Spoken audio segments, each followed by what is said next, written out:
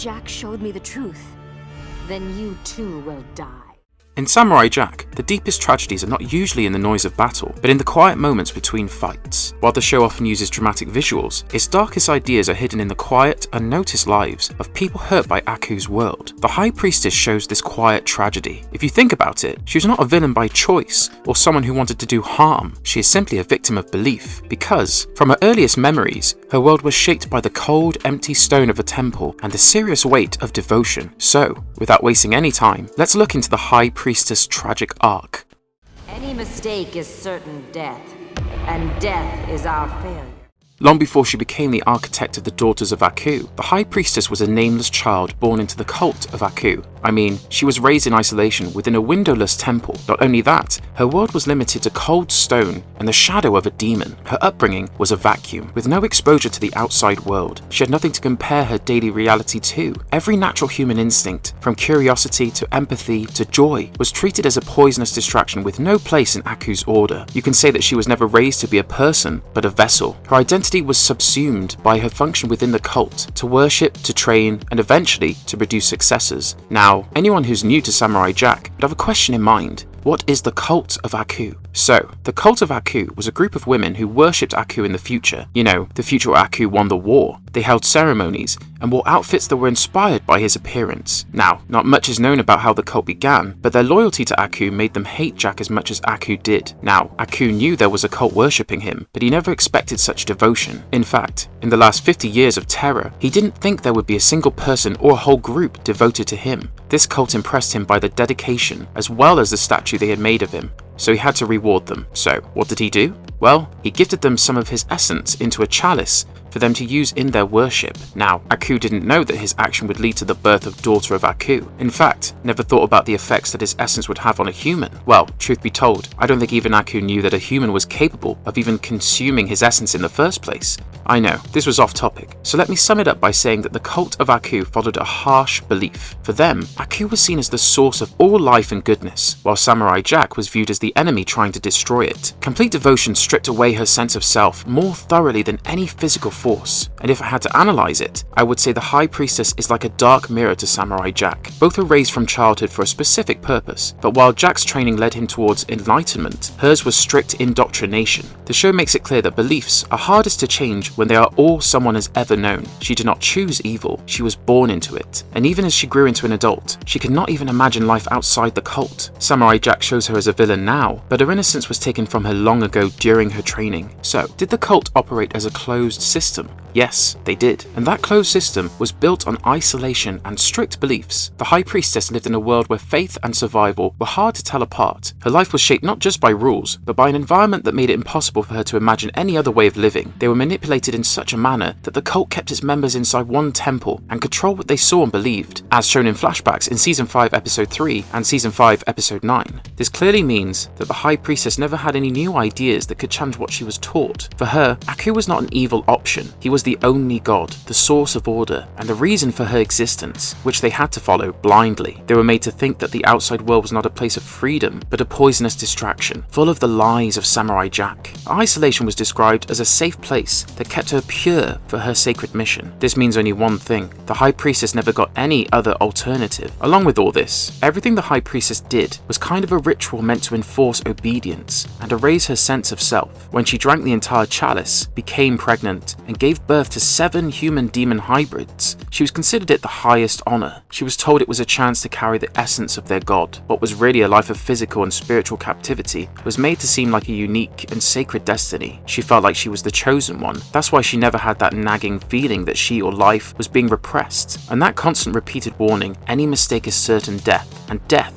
is our failure, made every moment of her life feel like a test of loyalty. For her, obedience was not just a virtue, but the only way to be seen as truly alive by a cult. And do you know what all this cult reminds me of? It mirrors real-world authoritarian structures in which power is centralized in a single unquestionable figure, and faith is used to justify the rejection of individual autonomy. Has it ever made you wonder that this blessing that Aku gave upon the coven where the High Priestess was raised might have been a subtle manipulation? Let me expand on this a little bit. I've I've mentioned this earlier. Aku visited the temple, was super impressed, so he dropped some drops of his essence. He didn't even have to force the High Priestess to serve him, because she was already shaped or prepared by the cult's teachings. By giving them his essence, Aku gave her devotion a physical form, turning her from a distant follower into a vessel for his legacy, the mother of his children. Aku knew that someone who thinks they are chosen will be more loyal than someone who is only controlled by fear. This proves his subtle manipulation. After this, the High Priestess's self-worth became tied to Aku's approval. This dependence made her so devoted that she was willing to harm her own children, the ones she saw as weak and a threat to a place with her god. Otherwise, which mother strips her daughters naked and pushes them into a pit full of large chunks of hot coals, all because they disobeyed her orders or didn't stick to their cult rules? So, what happens when the illusion of devotion fades away? Unlike a hero finds strength in truth, the High Priestess's awakening is a process of rot. And I have to tell you, it does not begin with a grand revelation, but with the survival of Ashi, her daughter, who devised the certain death promised by their doctrine. A little backstory: when Ashi chooses the samurai over Aku, the High Priestess must confront a reality her upbringing said was impossible, that a human will can survive outside of Aku's shadow. But she doesn't accept this at all, so what she does is that she confronts Samurai Jack with a horde of orcs when he was meditating on a mountaintop, seeking to reclaim his lost sword. Ashi, however, managed to defeat all the soldiers on her own. Even that does not deter the High Priestess. She stealthily reaches the summit and shoots arrows at the samurai, but Ashi intervenes just in time.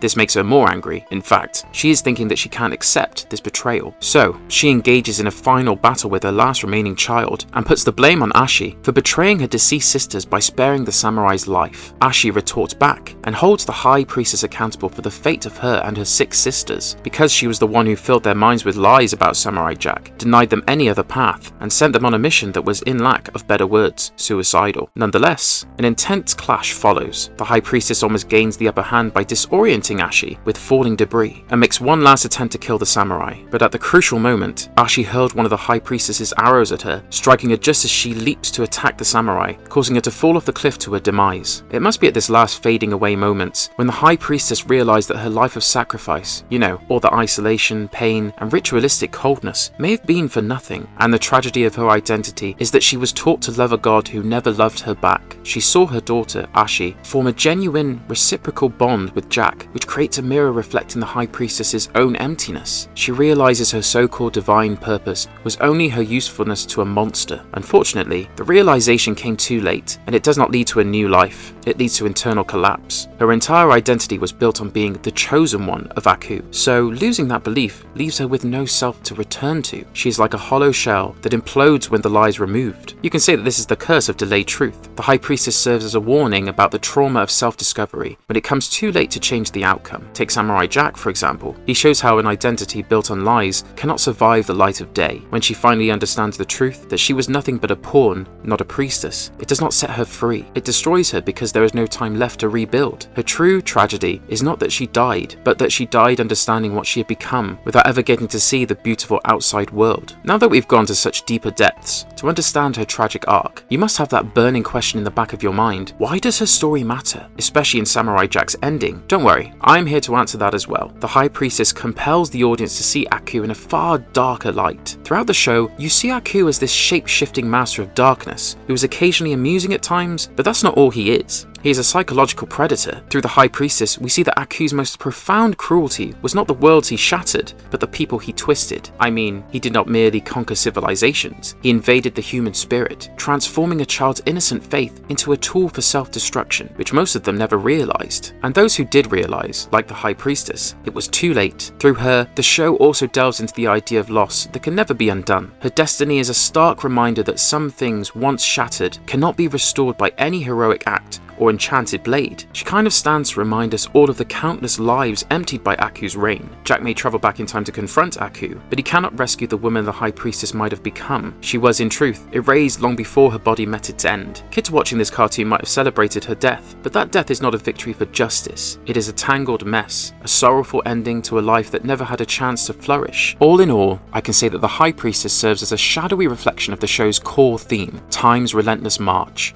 When Samurai Jack encounters his darkest moments, he is in contemplative silence. But some come at me and say the High Priestess still could have been redeemed just like Ashi. But the show recognizes that some wounds run too deep and have festered too long, that redemption seems next to impossible. Her story shows that defeating evil doesn't heal its victims, Sometimes the damage remains. It also shows that the victory has a cost. For every hero like Jack who gets saved, there are many others who are lost forever. So, what can we take away from this? There is only one thing on my mind. It's that the High Priestess's tale reveals what was lost to make Aku's rule so strong, so unbreakable. Thousands of people like her never got the chance to imagine a life beyond serving him. Her story especially sticks with us because it shows us how belief can shape us, break us, and sometimes leave us feeling like ghosts in our own lives. So, what are your thoughts? Does her story change how you see Aku? Let me know in the comments. Well, that's a wrap on today's video. Thanks for watching.